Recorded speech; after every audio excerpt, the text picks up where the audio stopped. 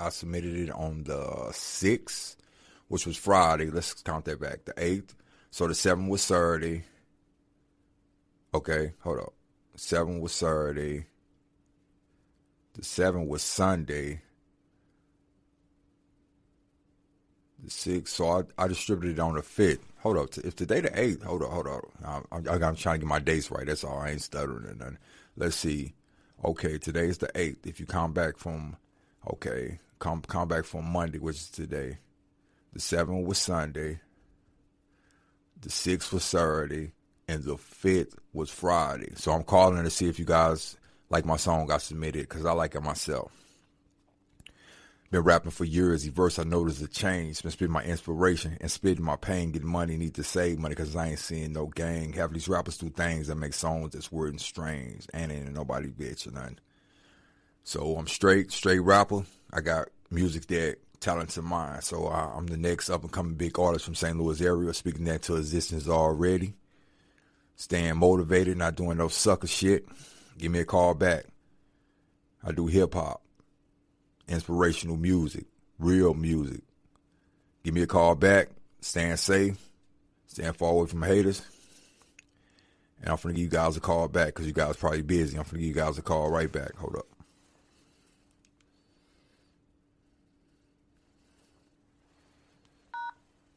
To send your message now, press pound. To mark the message private, press 1.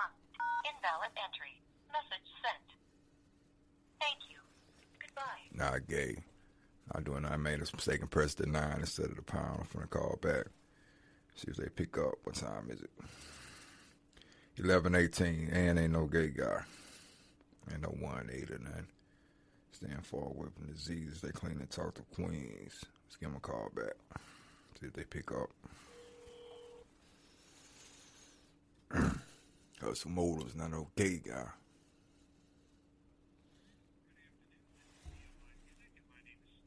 How may I help you? Okay, how you doing today, Stevie? This is Christopher Deluxe. I spoke to you on Friday.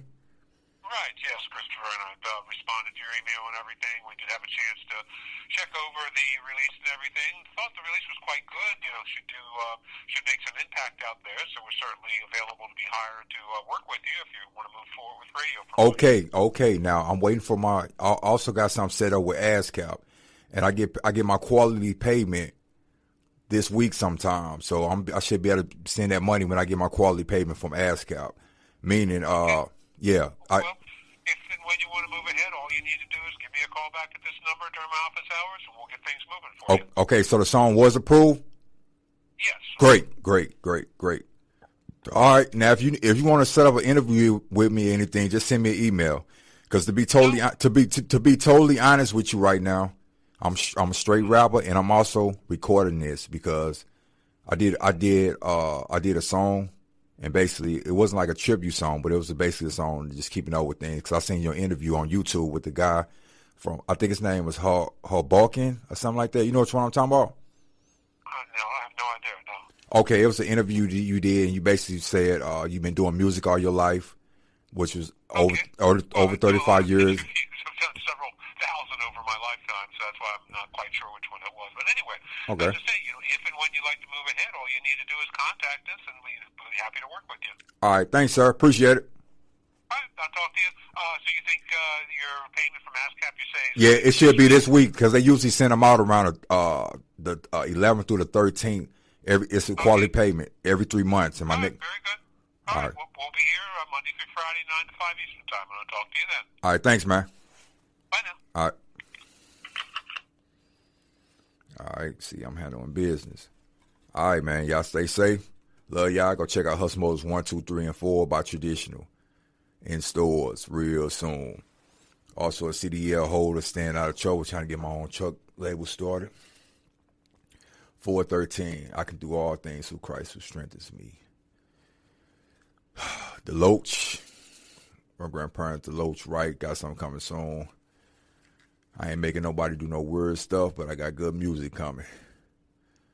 So, to my brothers and sisters, see y'all later. Peace, and stop all the hate.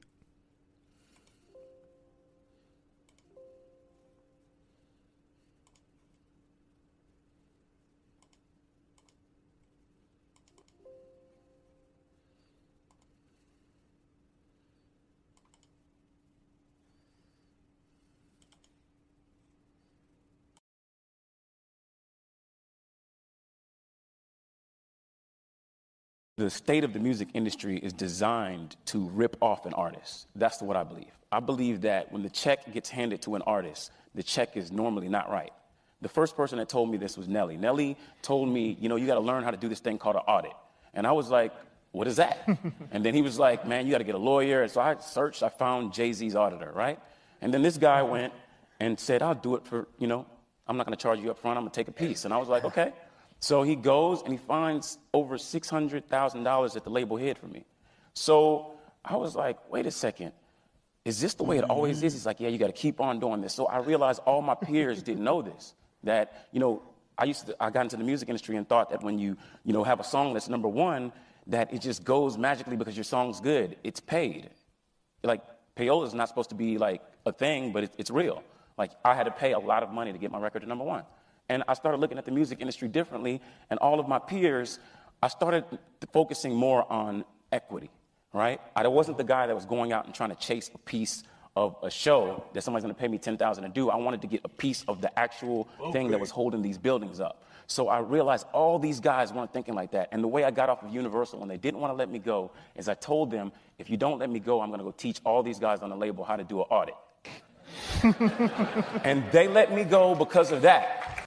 I'm supposed to be here to be second best, right? I'm not doing this. You never seen the like that. Yeah, I'm not doing this for that. I'm not doing this for that, and if other people are cool with settling or not putting themselves in that light, then that's their personal preference. That's their personal preference. If you don't want to be in that light, that's fine. I'm not mad at you. I don't have an opinion on what you want to do. If you want to be second, that's cool. So don't have an opinion on me wanting to be John Michelle or Shakespeare. People got to realize that, I put a lot of my life into, what I'm doing right now. I didn't just have a hit record and get lucky. I put a lot of my life into it. So, the things that come out of it is not due to this, bravado and arrogance. I have confidence because of the work I put in. I put in so much. I put in so much work. Yeah, and people don't know. Sometimes you got to invest in yourself. Yeah. So I went to Michael Jackson attorney. So everybody want to be in the music business, but you need to know your business. Right. At that time, the business of the music. Yeah. So I went to Michael Jackson, was the highest paid entertainer at that time at 22% of record. And I said, I went to his attorney. He said, man, if I'm gonna sit down, which is gonna cost you $25,000. That's what the attorney told you. That's his retainer or just to sit down? To sit down. I can't afford this nigga still. Where this nigga at? Leave this nigga alone. But go ahead, P, I'm sorry. So I give him the 25. I went sit down with him. He said, man, look, the only way you're gonna get a deal bigger than Michael Jackson is a distribution deal. And it's an 85-15 deal. But then you're gonna have to come up with about $200,000 or $300,000. I said, each project? No, we just say that's what you need for marketing money. Oh, okay. If you're gonna get that deal, I'm like, dude, I gave you $25,000 and tell me I need $200,000 to $300,000. Wow. But it was probably the best $25,000 I spent in my life. The deal don't work for everybody, and independent don't work for everybody. You know what I'm saying? You just gotta make sure whoever you sign with or fuck with, just make sure they family. Don't look at the money first. You can't look at the money because you have the money with no support, no vibe, and then when you go broke, you just like everybody else. See, I'd rather take less of money with a machine behind me, because I know what I'm gonna make. Nah, for real. Yeah. Have a whole lot of money, then they don't fuck with you. Now you fucked up, it's over with. Yeah. You gotta have. If you don't have shows, none of it, you over with. I'm gonna bring that on my independency, because them the people who really love me. I don't really need to go to and get money and shit like that. Or do percentages with who ain't gonna take me to the top when, it's my product, Right. I've always been a person to think and look outside the box and think like, okay, you know what? Regardless of the label or anybody working records or doing things, digital marketing, or besides them niggas doing all these things, my money needs to go into these things. Who is the connects? Who are the people that the label is actually using? Who are these people? Well, listen, and I find those people and I use them independently. Work your way into that position, yes. Yes, but at the same time, it's not necessarily that I had to work myself into the situation. I think it's more so I found myself in a situation because if I didn't look, I'd have been one of those niggas that were on the shelf. As great as I am, if I didn't do certain things to help myself, and we're going to we're going to go into this when I get to the next interview when I come in. If I didn't do certain things to help myself, I wouldn't be here. I promise you that. But my learning of finding people is what helped me find other teams. The thing where you just want to be more involved in your career. Some artists don't want to be involved in their career that way.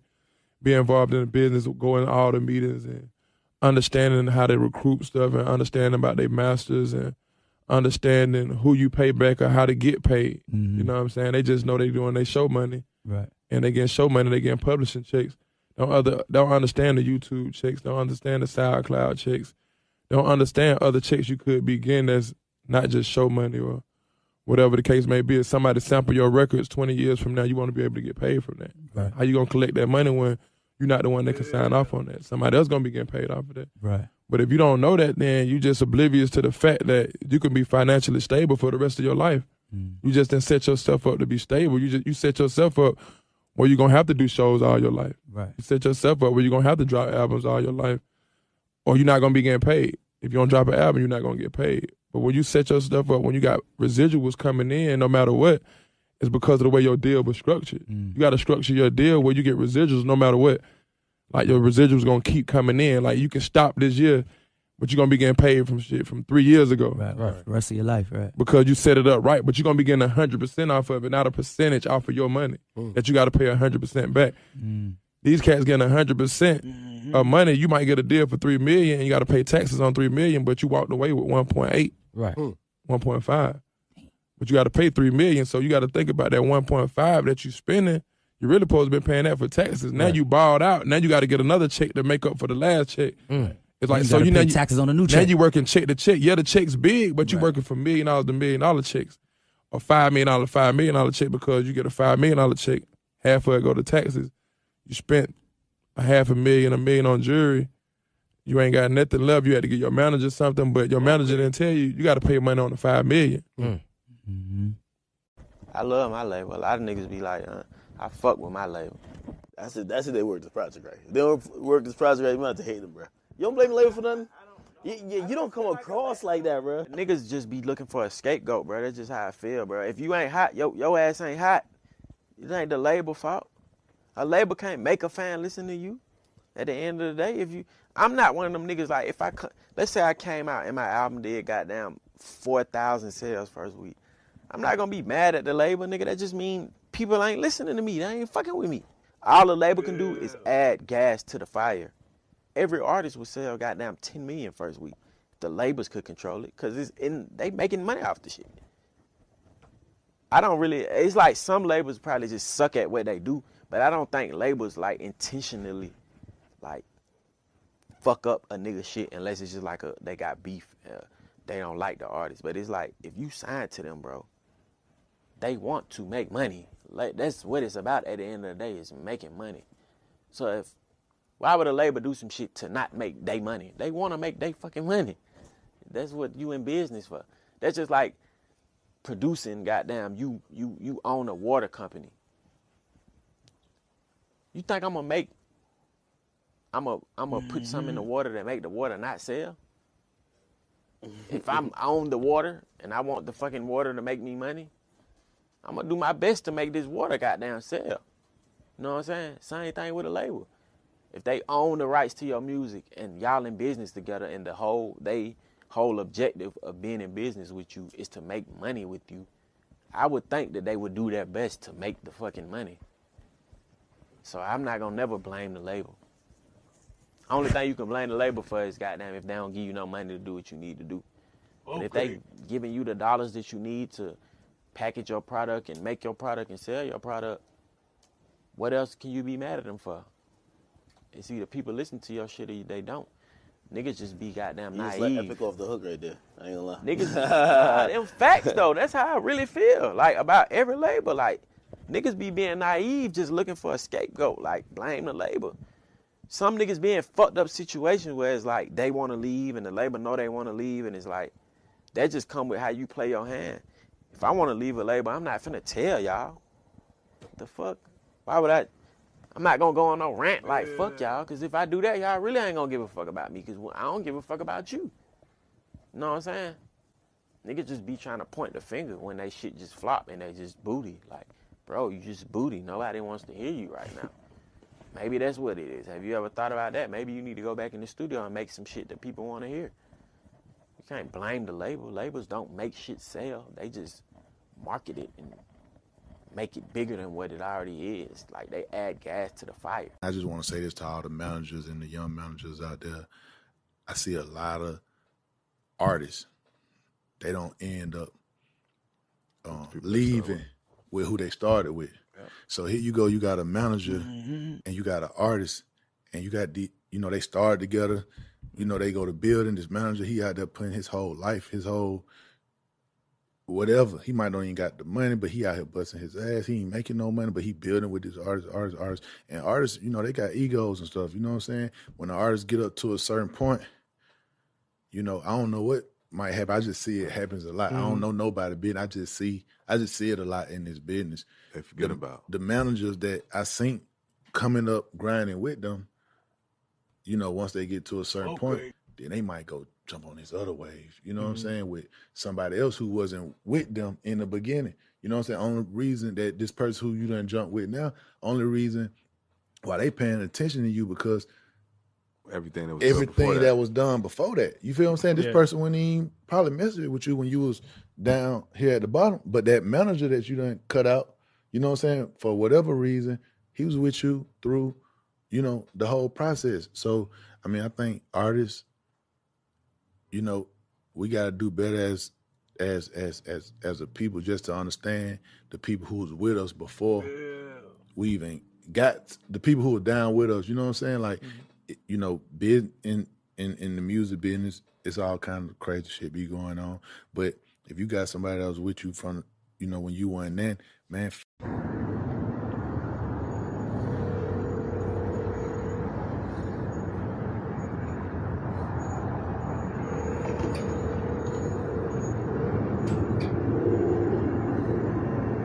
BMI Music, Stevie D speaking. How can I help you? Hey Stevie, I got some good news. I'm gonna be sending it in before the top of the year.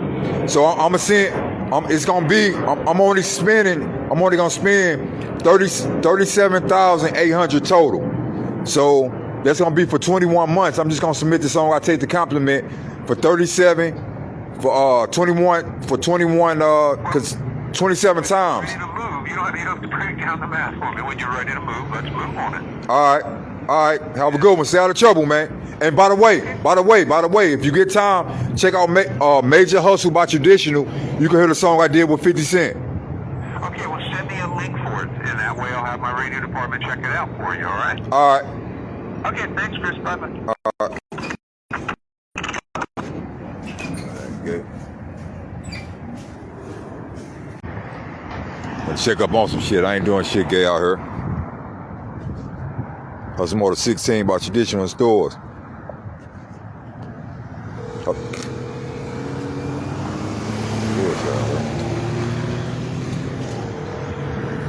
BMI Music, Stevie D speaking. How may I help you? Hey, what up, Stevie? This Robert Traditional. How you doing? I'm fine. How you doing? I'm doing all right, man. I'm thinking about sending you some more material in. Okay. It's gonna be more money. It's gonna be more money next time coming in. Okay. Well, if and when you're ready, just let's get the ball rolling. Okay, and I want to let you know, I still been putting out projects. I did a song with 50 Cent. You heard it yet? We worked a record for him. Yes. Oh, y'all did a record for 50 Cent too? Yeah. Years ago, we did one release with him. What is it okay if you tell me what release, or is that confidential? No, it's not confidential. I believe the title was something about something had the word party in the title. It had what party? Is it what? It's a release through our affiliate Selective. It's distribution. Oh, it must have been with Nate Dogg and Mobb Deep. It was after he got dropped from his label and everything. So we picked him up at that point. But anyway, what are you looking to? Okay, I'm looking to submit the same. I'm looking to submit the same song again, but I'm gonna submit two. And I'm gonna submit two songs, and I'm thinking about sending 1,800 10 times for both. So that'd be 1,800 times 10. Well, okay. Well, and again, it'd be two different projects, so each one would be 1,800 for every 4 weeks, but that's fine. And when are you planning to do this now? I'm planning to do it before Maybe the top of the year. The top of the year. Yeah, so not till 2024 then. Yeah. I just want to call and touch base with you. Okay, well, yeah, I say we're happy to work with you. So if and when you're ready to roll, we're ready to roll with you. All right, thanks, Stevie. All right, thanks. Bye-bye. All right. Something. If he's not who he says he is, I'm gonna kill him. Then I'm gonna kill you.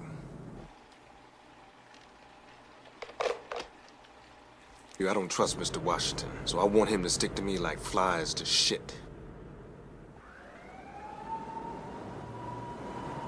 When I was younger, I was a member of this gang called the L.A. Boys. Lennox Ave. You know it.